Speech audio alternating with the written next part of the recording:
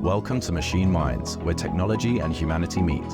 I'm your host, Greg Tarusian, founder of Samson Rose, a recruiting and search business focused on the robotics and AI industries.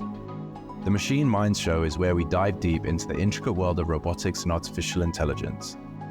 As a staffing industry leader with a passion for the frontiers of technology, I'm pleased to be bringing you intimate conversations with the founders, investors, and trailblazers who are at the heart of the AI and robotics revolution. In each episode, we dig into their journeys, the applications of the products they're working on, and the breakthroughs that are shaping our future. Join us as we explore how these machine minds are transforming the way we live, work, and understand our world. Whether you're an entrepreneur, a tech enthusiast, or just curious about this amazing field, you'll learn something new with each episode. Let's delve into the extraordinary.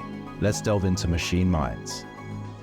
Hello and welcome to Machine Minds, where technology and humanity meet. I'm your host, Greg Tarusian, founder of Samson Rose, a robotics and AI-focused search firm. And on today's episode, we are joined by Paolo Pirjanian, founder and CEO of Embodied. Embodied is an industry-leading robotics and AI company that has created Moxie, a state-of-the-art AI learning robot for children. Thank you so much for being here, Paolo. It's my pleasure, Greg. Let's jump into it. So usually I start with talking a bit about the guest. And you've had a long and impressive career in robotics, including, working at JPL, being a lecturer at USC, and as a CTO of iRobot. So can you share some insights into your journey to founding Embodied and your role as CEO? Sure, happy to. So as you mentioned, I've been doing robotics for many years. I got my PhD in robotics and AI from Aalborg University in Denmark. And one of my childhood dream jobs was to work at NASA on on space exploration. So I moved to the US to work at NASA JPL, which is based in Pasadena, California. While I was there, I got contacted by Bill Gross of IdeaLab, one of the earliest incubators. And Bill was starting a robotics company and looking for a chief technology officer. And I always had some curiosity about entrepreneurship. So I joined his team to lead the technology development in a company called Evolution Robotics, which had a very early, this is in early 2000, they wanted to become the Microsoft of robotics, if you will. So develop a software platform that's going to enable many different robots. Of course, it was way too early for that concept to succeed. So the company, after $40 million of investment from IdeaLab, wasn't really gaining much traction. So IdeaLab decided to shut down the company. What I did was to negotiate with IdeaLab and their board of directors to spin it out as a new co in 2008. We spun it out with a mission to go build products on our own. So we went and developed one of the first robotic floor care products using a core technology platform we had developed, which is called Visual Slam. That was one of the earliest solutions for autonomous mapping and navigation in the home. That company got acquired by iRobot because of the core technology we had developed. I was there at iRobot as the CTO for 3 years and helped them integrate our core technology called vSlam into the entire product portfolio of Roombas and so on. And then decided to move on and start Embodied with a mission to develop lifelike robotic characters that will be in our homes and help us with personal development, with mental health, and even with education. Amazing. So that background in commercial robotics, it must have really influenced your approach to building Embodied and Moxie. Definitely. I mean, one of the things in consumer robotics is cost. Many times when you see robots, you were at the CES show and I'm sure you ran into many robots that cost thousands to tens of thousands of dollars. Because robotics is complex, it's easy to keep adding more hardware to try to solve the problem, and then you end up with a very expensive solution. One of the skills we developed at Evolution Robotics and then iRobot was how can you build these very complex systems at a very affordable price point by orders of magnitude. So one of the goals we had for Moxie, which is our first product helping children with social emotional development as well as academic development, was to make it as affordable as an iPhone, because any social robot preceding Moxie would cost, and there are still robots in the market that cost thousands or tens of thousands of dollars. And we don't think that can really have a social impact. And we set a goal to make Moxie as affordable as an iPhone. And now today is actually even more affordable than that. It's about $799. Amazing. Amazing. Well, this is a good stepping stone into talking about Embodied and Moxie in more detail, because like you mentioned, you were at the CES show. You guys had some really great announcements that I'd love you to share as well. But overarching the mission behind Moxie, you touched on a little bit there, but how did that even come up? You know, going from iRobot to a robot like Moxie, it's like a pretty drastic change, you know, huge impact, very, very beneficial for children's development and social skills. And I'm just curious how you got to that point. Actually, the concept of Moxie has always been in my mind. Having robots that can help people. And if you think about the vulnerable ages of our life is at very early childhood, when child is developing a lot and needs a lot of help and hand-holding with learning essential skills. These can be skills involving social skills, emotion regulation skills, communication skills, critical thinking skills, cognitive skills, and so on. There is a number of important developmental skills that children have to learn. That's one stage in our life we are very vulnerable. And then the other stage where we are very vulnerable is at aging, where we deal with things such as social isolation, loneliness, and neurodegenerative disorders such as Alzheimer's and dementia, and so on. So when we started the company, we wanted to develop robots that can help us, especially in those two areas of our life where we are very vulnerable. We started with children, and that's why Moxie was born. And it's started actually focusing on social, emotional, and skills development. You can generally maybe categorize that as EQ skills as opposed to IQ skills, right? So emotional intelligence skills, which are important for everyone. The earlier you learn it, the better you're off. And these are skills that you can carry out throughout your personal life as well as through your career. So at CES, we announced a number of enhancements that I'm super excited about. One of them is that we are now adding also academic development. So on top of social emotional skills development, we're going to also help with tutoring, AI tutoring, that is going to help children learn any skills they need in school, science, math, social studies, history, geography, anything actually the child desires to learn. Moxie will be a infinitely patient and compassionate tutor that's going to be there to teach children, quiz them, teach them techniques about how to remember the stories or the lessons and so on. So that's one of the areas where we just announced at CES, and we're going to be releasing it over this year. That's amazing. How do you get the curriculum? Is it fed through from the school system, or is it, you know, on the open web? So we've decided not to make it curriculum based, rather based on the needs of the child. So nice. Moxie can proactively, as it's learning more about the child and their skills, can focus on subjects that are going to help the child, whether it's math or geography or arts or whatever it is. And on the other hand, the child can also request if they're struggling with a subject at school, they can bring it up to Moxie, and Moxie already knows enough about the child's age and skills, and it will focus at the level that's appropriate for the child and help scaffold their skills to keep building them up. Wow, it's going to be very helpful for a lot of parents. I speak as a parent.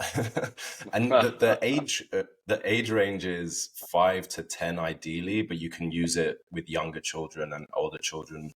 Is that right? Correct. So we ideally position it for children of 5 to 10, and it can spread a bit broader than that. So we have users from the age of 3, which may be a little bit too young for speech recognition to work properly, Right. all the way to in the teens. But also, interestingly, anecdotally, we also have about 10% of our user base is actually adults. So anywhere from 20 to 90-year-olds. Yeah. Wow. And is that more for like the social element or learning? Because I know there's a number of different areas that Moxie does help with. It's not just learning and development, but there's some other areas of the challenge. It is exactly regarding social, emotional support, if you will. And the use cases we have seen is, for instance, elderly that's living alone, to maybe an adult person on the autism spectrum that doesn't have any friends and is socially isolated. Well, that's really great. I love hearing about all of that stuff. And another recent update that I saw from Moxie is now you can support more than one child. Is it up to 4? Is that right? Yeah, that's correct. We just released that just before the holidays. Yeah. It was a very popular feature that parents ask for because they don't want to necessarily buy one robot per child. It can get expensive. Right. So we can now support up to 4 children in the household. Amazing. That's so great. Yeah. Removing another barrier there. Right. So this is great. And were there any other updates that I know you mentioned a few things at CES. Was that the main one? No, we have a lot coming this year. So we also announced that we are also going to provide a digital Moxie experience, which is an app that allows a child to be able to interact with Moxie through an app, which is almost like FaceTiming a person. And this is to support 2 things. One, if the child is away from home, on vacation or traveling or just away from home for any other reason, they will be able to interact with their Moxie through this app interface, which gives you a FaceTime-like experience. Secondly, it's for families that may not be able to afford a $799 robot, because we want to have impact on as many children as possible. They will be able to purchase a subscription to the app and get that experience through the digital experience, which is not as good as having a full-fledged physical robot in front of you, but it's a much more affordable price point. So that's another thing we announced at CES. We are also making major upgrades to the AI. So the conversational engine is actually now using OpenAI's GPT solution, a combination of GPT Turbo 3.5 as well as GPT Turbo 4, as well as some other LLMs that we have integrated with this. It's a very complex solution to cater to the needs of many different children, and each child is very different. And also there's going to be more ability to customize your Moxie. So every child can unlock rewards, and that will allow them to be able to customize their Moxie's look and feel. which will make it even more personalized. Wow. It's great. It's great. So at CES, I came to your panel talk, and it was really amazing to see all the different use cases here, but also hear some of the success stories and user stories from the robot, your customer base. I mean, the impact you're having already is huge, and obviously, I'm a fan, and I see the future for this. There's the other lens where people are like, oh, why do we need a robot? Why can't we have, teachers or people, or have kids playing with others? And it's obviously a very one-sided viewpoint, and avoiding the realities of limitations, restrictions, also social inhibiting factors, and then the future. Because I know you're of the viewpoint that we're all going to have an AI assistant in some way, shape, or form, adults, children, in the future. It's a very long way of asking. Can you talk a bit more about that and your view there? Yeah, first of all, we do not see Moxie as a replacement for humans, teachers, parents, and so on. It's more of an augmentation. It's a tool that will help parents and teachers become super parents and super teachers. So we are moving into an era where we need to think about how we can leverage these technologies to better serve people. If we want to think about students as an example, I mean, a teacher with a classroom full of 30 children, each of them has different needs. Each of them may be at different levels. It's extremely hard to cater lessons that fit every child's need where they are at right now. Some children need more motivation. Some children don't. Some children may need more explanation of a topic. Some children pick it up faster. What happens to children that are falling behind in the classroom today, right? If you're in a classroom of 30, and let's say you were not able to follow with the class material that was going on, let's say you were having a math lesson about multiplication and one child didn't understand it. Typically what happens is that then they start hiding in the classroom because they feel embarrassed that they are not keeping up with the rest of the class. And that's a vicious cycle. The child can start fall further and further behind because they're ashamed to raise their hand and ask question over and over again. Can you please explain again? I didn't really understand this.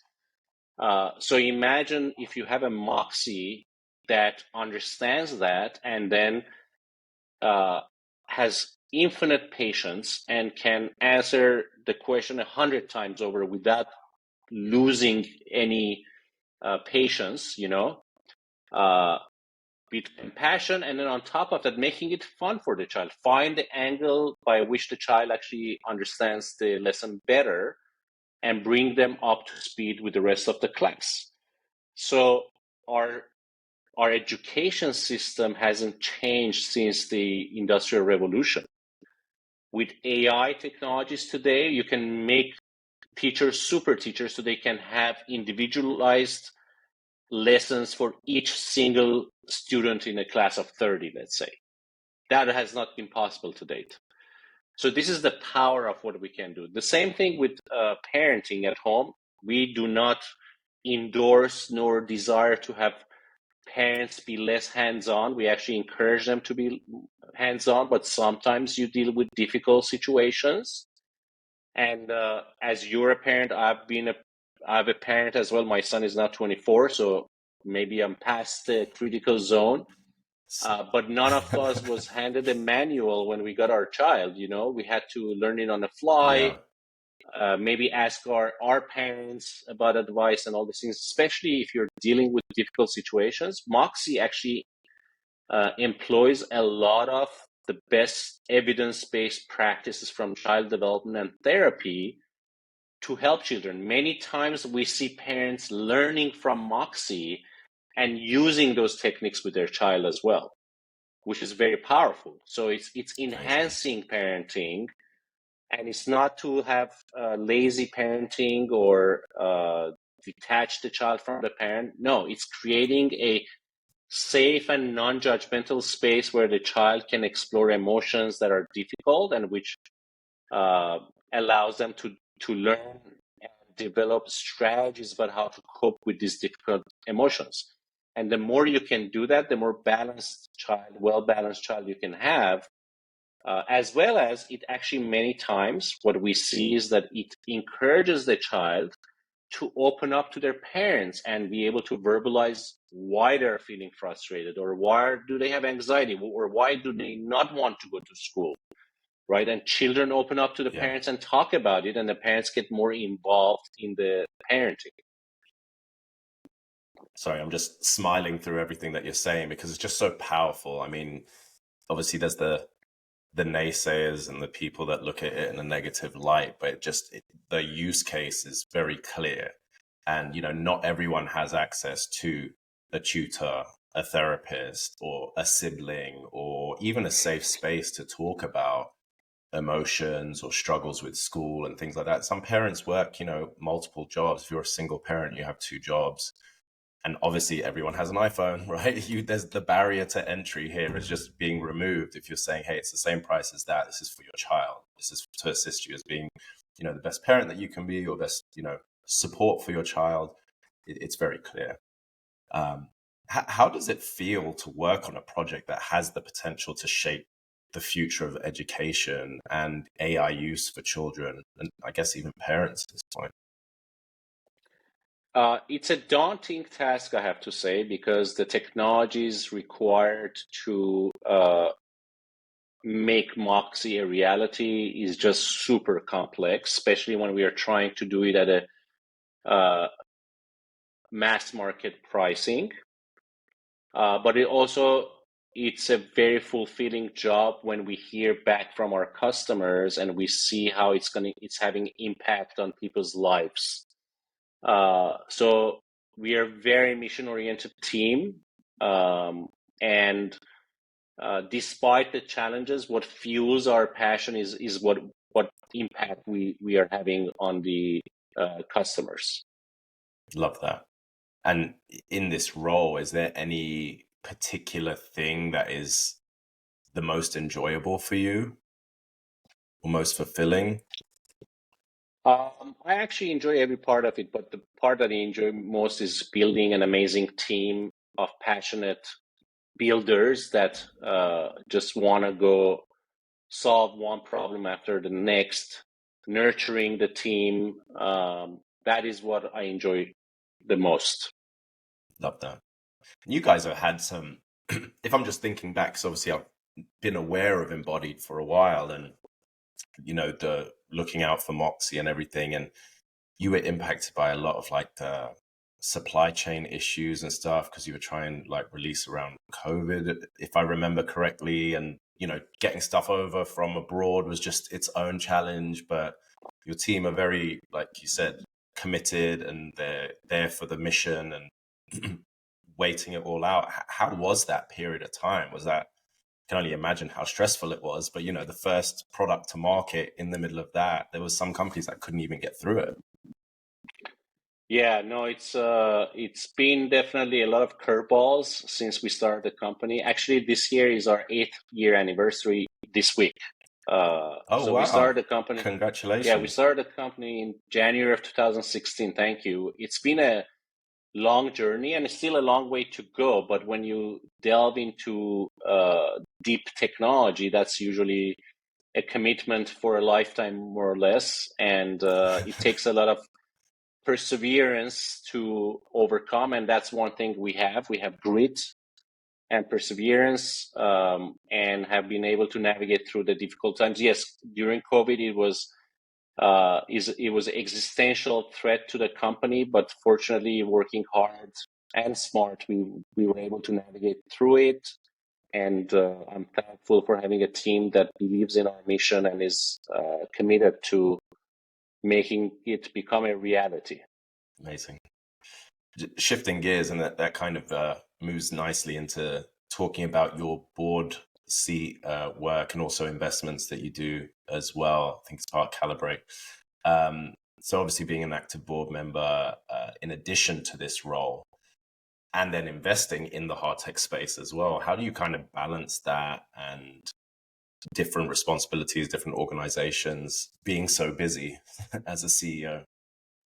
Yeah, I've actually reduced some of my obligations outside of the company because things are, as the company is scaling, it needs more and more of my attention. I'm not Elon Musk that can run three major successful companies and then five others on the side. So I'm involved with one company right now as a board member. It's Happiest Baby, very mission-oriented company. They have a smart robotic bassinet, which is extremely popular product, and they're doing really well. Founded by We amazing were users of founders. that as well. Yeah, awesome. Yes, amazingly mission-oriented, passionate Yeah. founders, Dr. Harvey Karp and his wife, Nina Karp. I'm also a venture partner at Calibrate VC, which is a LA-based venture capital firm focusing on automation, AI, and robotics. Have made a lot of very interesting investments.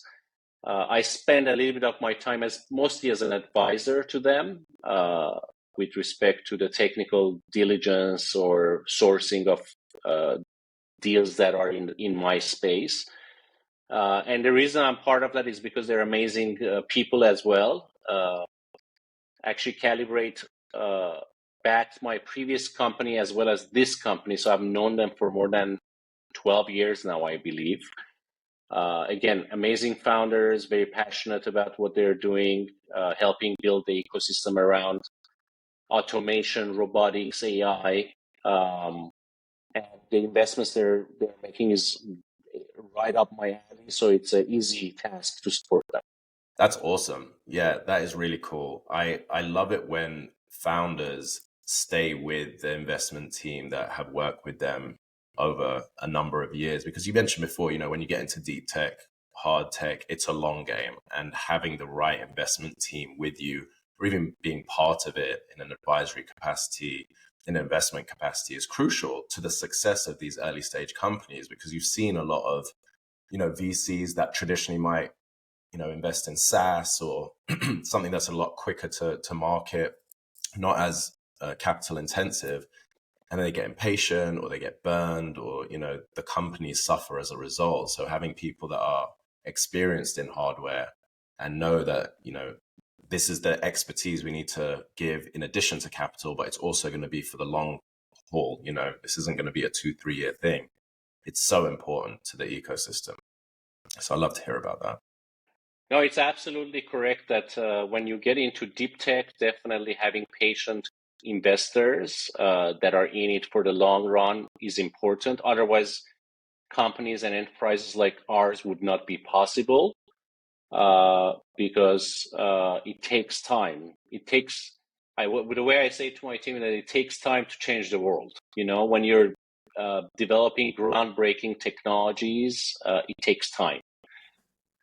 So we are very fortunate to have surrounded ourselves with amazing investors that have experience in investing for deep tech.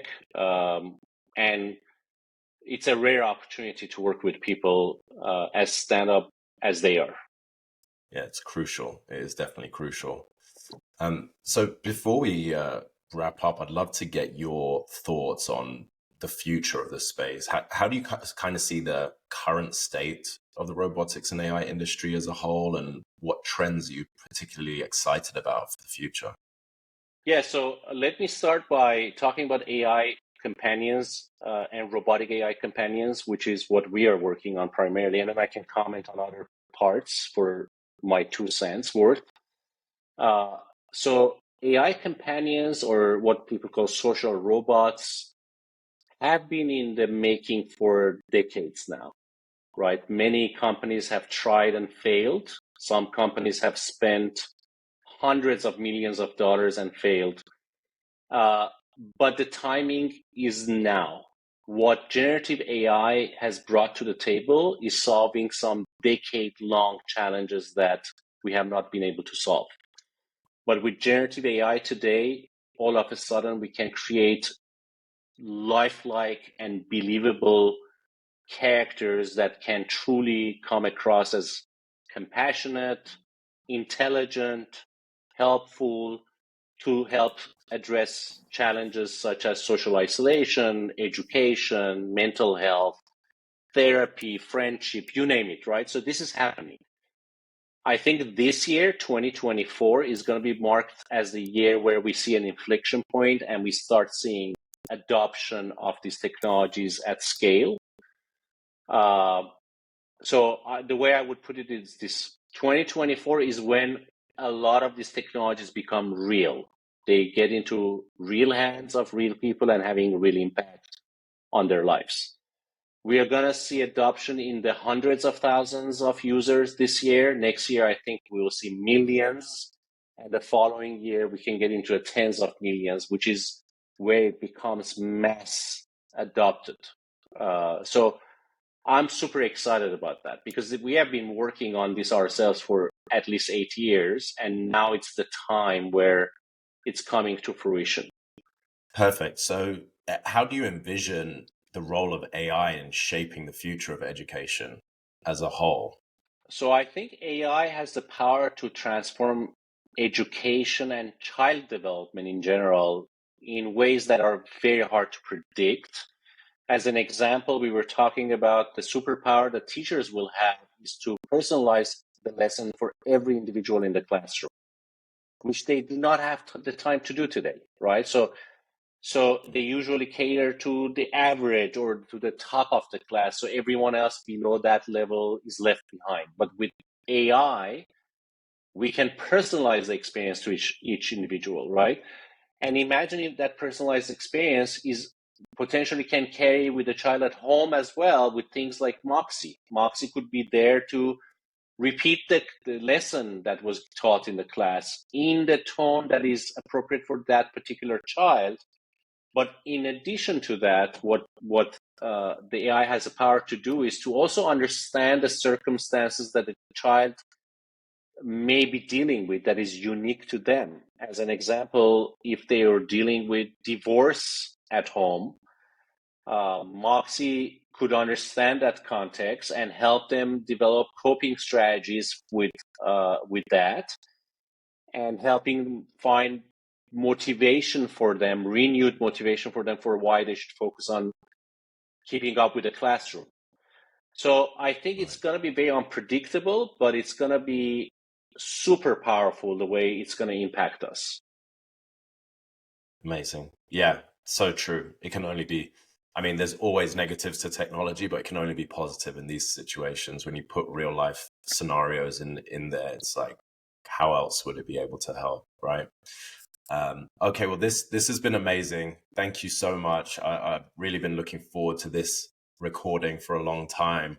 From someone with so much experience in the space, is there any advice or words of wisdom you'd like to share with aspiring entrepreneurs, inventors, innovators in the robotics and AI space? Yeah, I mean, there's so many things you could share in terms of advice, but one of the things I would share is just get started, right? Many times I see young entrepreneurs overanalyzing, sitting in a room with friends and just brainstorming.